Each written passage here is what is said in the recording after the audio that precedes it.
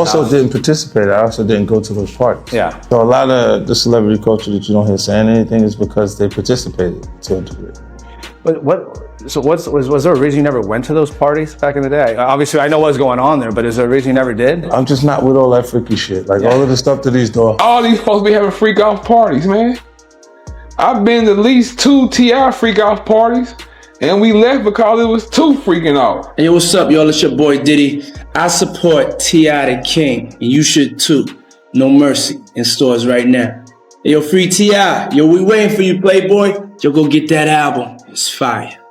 Peace. Do you think the reports are true that Diddy put $1 million to kill Tupac? Have you heard about the new reports that came out? The confessions? Hey man, don't talk to me about no. I don't want to talk about that. Okay. That shit ain't got nothing to do with it. Okay. Turn 50 Cent is back at it again, and this time he's taking aim at T.I, dragging him into the messy Diddy scandal. The latest gossip claims that T.I may have been one of Diddy's special guests at those infamous freak-off parties that have been at the center of so many rumors.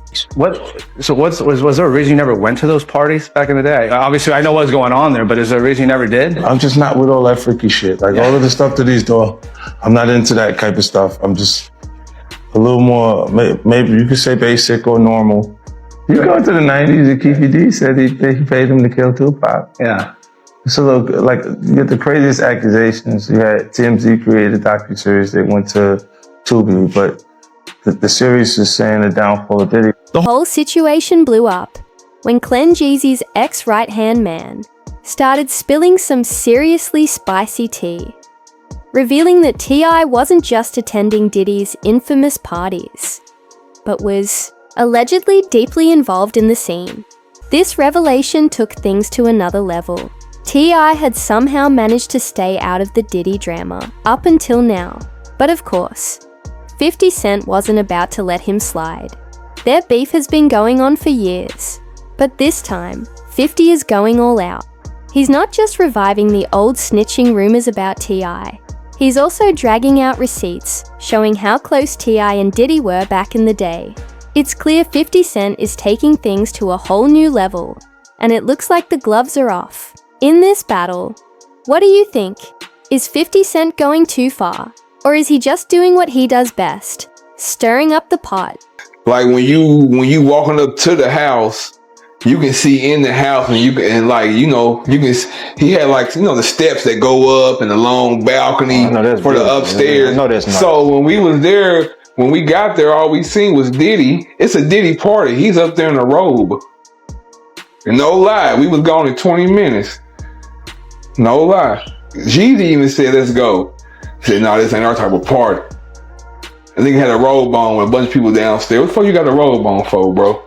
Damn. Hey, the story that they say, I believe them. Like a little set Diddy hell. And all this. Yeah. Diddy hell. He told us. Has that been the craziest stuff you witnessed at a party? Like Diddy, like something like that. Diddy in a robe or something. Man, I can tell you some, man. I can tell you some shit. But we can save it for another time, though. Hit us one more exclusive, man. One more exclusive? Yeah. Man, all these folks be having freak off parties, man. I've been to at least 2 T.I freak off parties, and we left because it was too freaking off. You know what I'm saying? Like, nah, we don't want to be around these motherfuckers. We walk around in silk pajamas and shit. Like, cause see, our crew was different. Our crew was like, our crew wasn't soft. We ain't had no sucker ass, punk ass niggas in our crew. So now everyone's asking, just how close were T.I and Diddy? And is 50 Cent really about to expose T.I.'s past in his upcoming Diddy docuseries? Things are getting messy, and just when T.I thought he dodged the Diddy blast radius, CLM came out swinging. He didn't hold back, and straight up called out celebrities who acted like they weren't involved, but were actually deep in Diddy's wild world. Here's the twist. CLM isn't just talking rumors. He claims to have seen it all go down. According to Clen, T.I wasn't just a guest at those infamous parties. He was allegedly hosting his own freak-off sessions too. And it gets even juicier. CLM goes further, claiming he saw T.I at one of those Diddy in a robe parties. And wait until you hear what happened next. Looks like 50 Cent might have more than a few surprises in store for this docu-series. And it's about to get even messier.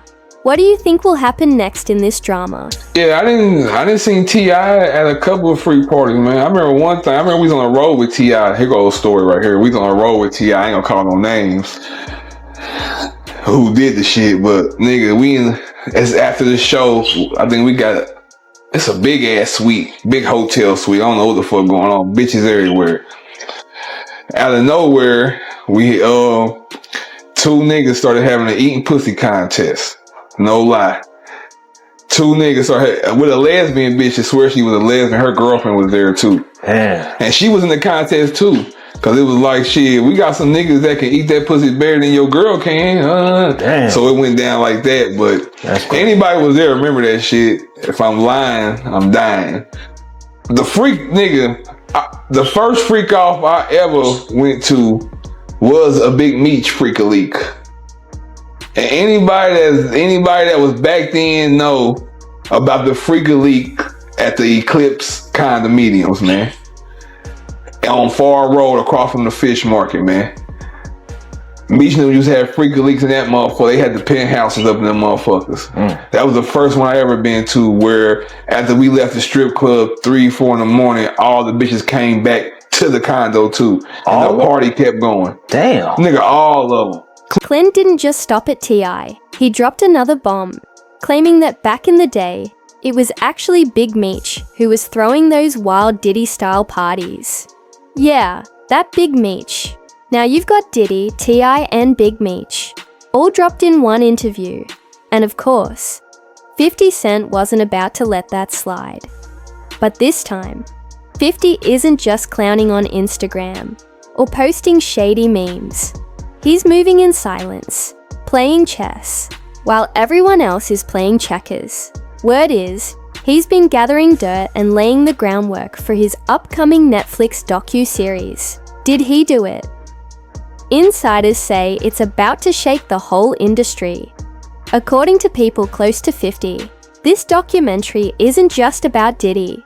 Nope, it's also a revenge mission. A way for him to air out every hidden grudge and settle scores with everyone who ever crossed him. And guess whose name is getting serious screen time? Looks like 50 is setting up some major moves, and the drama is just getting started. What do you think will happen when this all hits? Hey, what's happening, y'all? Some people call me Tip. This is about another kind of tip that can help our mothers, our sisters, our brothers, and our fathers help get the perpetrators who commit crimes against them off the streets. All you gotta do is call Crime Stoppers Atlanta. Tips can be anonymous, and there's even a reward. The number to Crime Stoppers Atlanta is 404-577-8477. That's 404-577-TIP. Channel 2, community coverage. Apparently, 50's got plenty to say about him, and it's not looking pretty. If you're wondering why 50 is always going at Tip, let's rewind a bit. First, there was T.I.'s desperate hustle to land a versus battle with 50. Dude was practically begging for it. Then, Tip kept sneak dissing East Coast rappers like 50, stirring up even more tensions. But the biggest stain, that legendary Crim Stoppers ad from 2007, T.I got himself caught up with some heavy gun charges, facing up to 20 years. But somehow, instead of doing hard time, he popped up in a PSA, talking about do your part and stop crime. That move, right there, 50 never let it go, and now he's about to put it all on blast. That Crim Stoppers ad rubbed a lot of folks the wrong way in the rap game, and 50 Cent's been holding on to it ever since. With his upcoming docu-series, it looks like he's ready to air out everything. What's your take on T.I.'s involvement in all this? When they want to try, look, even for me personally, my character, they would try to attack my character. They'll say he a rat or he just a snap. Yeah. All you gotta do is ask him who I told her. Paperwork. I ain't never told her none in my life. Yeah. In the Prem situation, look at this case. It'll tell you who told her. Right. My name ain't in that case. Innocent or guilty, criminal or citizen, that could get them anytime for any crime. Say, look, if it say, sir, did you see such and such and such, do such and such and such? Oh, wait a minute. Only time. The only time. Show me one place in a federal guideline where you can have 10 machines and get 1 year of community service and 1 year incarceration. I said, how you feel when them New York like 50 and all them they be trying to do all of those? I'ma tell you something. When you're fighting the man with no arms, expect to get hit. It wasn't long before T.I. was getting slammed with the snitch label from every direction. And guess who was first in line to light him up? 50 Cent, of course. 50 didn't hold back on his guns track, where he went straight at T.I., calling out his past and making it clear he wasn't buying the whole do your part act. You So Tough, to everyone listening to it, is an awesome song. Listen carefully. Actually, you don't have to even listen that carefully. Yeah. There's a line in there directed at another rapper in the game. Oh yeah? Yeah. What line? What rapper is on? It was a line that has you questioning that you have, is it true you have the best lawyers in the game? I feel like I do. Okay. I have a great legal team. And you asked them a question that if you got caught with 10 weapons in your car, you would have seen 10 years, But maybe 9. What makes you feel like there's a line to a rapper? Yeah. It just seemed to be very coincidental with the timing of things that are going on.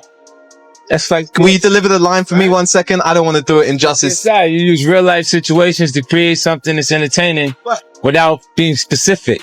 That's entertainment to me. Like if I had an issue, when have you known me to be indirect with an issue? Oh, you're pretty direct. Right. So if I had a problem with any artist, trust me, they would know. You see what I'm saying? When I take it and I write that, it's because a lot of people think that. Yeah. And they're not saying it because they're cowardly. Yeah. People. You see what I'm saying? So when you write it and you put it there and you leave it and say, watch, let me watch and see what happens. And there's so much controversy around it, you didn't say anything. Then you go, see, they think that. Yeah. They just won't say it to them because they're a bunch of punks. Yeah. Will you drop the line for me? That line that starts off with, about having the best lawyers. I got the best lawyers money can buy. They said it would have got me 10 or maybe 9. I said, well, how do you explain how homie breathes? Said to keep your mouth shut or you eat the cheese. You so tough. Are you telling me that's not directed at a specific rapper? Well, I can't. My intentions, if I have a problem, you know, me, my MO, and I would just say something. You know, so it's not really directed at him. It's me taking real life situations that these things are relevant to hip hop. Period. You see what I'm saying? So I take it and I make something that's interesting enough for people to sink their teeth into, and then I move forward. If you have beef, then we make it beef. Can you understand? Well, you know me, I'm direct too. Yeah. Is that line about T.I? Absolutely for the public to decide. It gets even crazier when you look at T.I.'s legal situation. He was already a convicted felon, meaning he wasn't even supposed to be around firearms. But somehow, after pleading guilty, his sentence was shockingly light. 1 year of house arrest, 1,500 hours of community service, and some vague prison time. That's when 50 stepped in, loud and clear.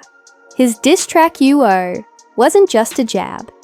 It was a full-blown warning shot, calling out how T.I. dodged serious time and got a deal that felt way too good to be true.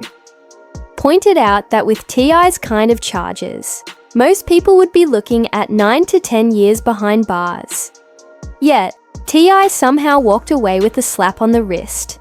This led 50 to throw some serious shade, hinting that T.I. may have traded something in to get that sweet sentence. When asked if he was talking about T.I., 50 played it cool, saying it was for the public to figure out, but it was obvious to anyone who could read between the lines. How are you dealing with when, like, the 50 cents are coming at you? Well, I mean, honestly, man, like, to be perfectly honest with you, man, I gotta deal with each situation as how I hear it come out of the person's mouth. You can misinterpret songs, lyrics, you know what I'm saying? When you're being interviewed and someone asks you, how do you feel about this?